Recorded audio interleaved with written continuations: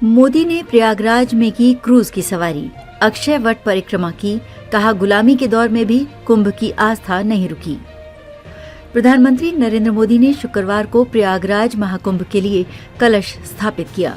5700 करोड़ रुपए के प्रोजेक्ट का भी शिलान्यास उद्घाटन किया।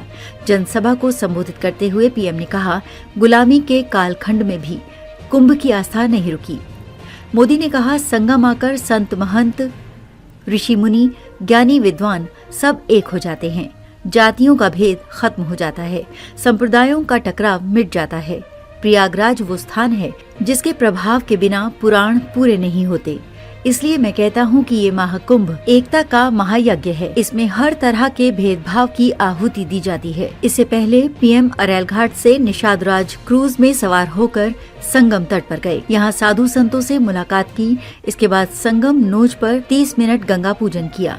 गंगा को चुनरी और दूध चढ़ाया। सेल्फी पॉइंट पर फोटो खिंचवाई। इसके बाद पीएम ने अक्षयवट की परिक्रमा की, फिर लेटे हनुमान जी की आरती उतारी, भोग अर्पित किया। मोदी ने सरस्वती कूप में दूध डाला। हनुमान मंदिर कॉरिडोर के मॉडल को भी देखा। पीएम के साथ राज्यपाल आनंदीबेन पटेल और सीएम योगी रहे। पीएम का हेलीकॉप्टर सुबह 11:30 बजे बमरौली एयरपोर्ट पर लैंड हुआ। 3 घंटे तक पीएम यहाँ रुके।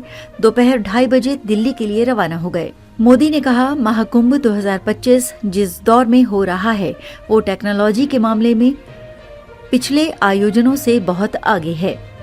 एआई चैट बॉट की शुरुआत की। एआई चैट बॉट 11 भाषाओं में चैट करने में सक्षम है। महाकुंभ में ज्यादा से ज्यादा लोगों को जोड़ा जाए। महाकुंभ को एकता के महाकुंभ में फोटोग्राफी प्रतियोगिता की जा सकती है। किसी अन्य प्रतियोगिता का भी आयोजन किया जा सकता है। मोदी ने कहा, कुंभ और धार्मिक यात्राओं का इतना बड़ा महत्व होने के बावजूद पहले की सरकारों ने इसके महत्व पर ध्यान नहीं दिया। श्रद्धालु ऐसे आयोजनों में कष्ट उठाते रहे, लेकिन तब की सरकारों को इससे कोई फर्क नहीं पड़ता था। इसकी वजह थी कि भारतीय संस्कृति से उनका लगाव नहीं था। आज केंद्र और राज्य में भारत के प्रति आस्था और भारतीय संस्कृति को सम्मान देने वाली सरकार है। केंद्र और राज्य ने मिलकर हजारों करोड़ की योजना शुरू की है। देश दुनिया के कोने कोने से महाकुंभ तक आने में कोई दिक्कत न हो, इसके लिए प्रयागराज की कनेक्टिविटी को बेहतर किया गया है। भाजपा सरकार ने विकास के साथ विरासत को समृद्ध करने पर भी फोकस किया है।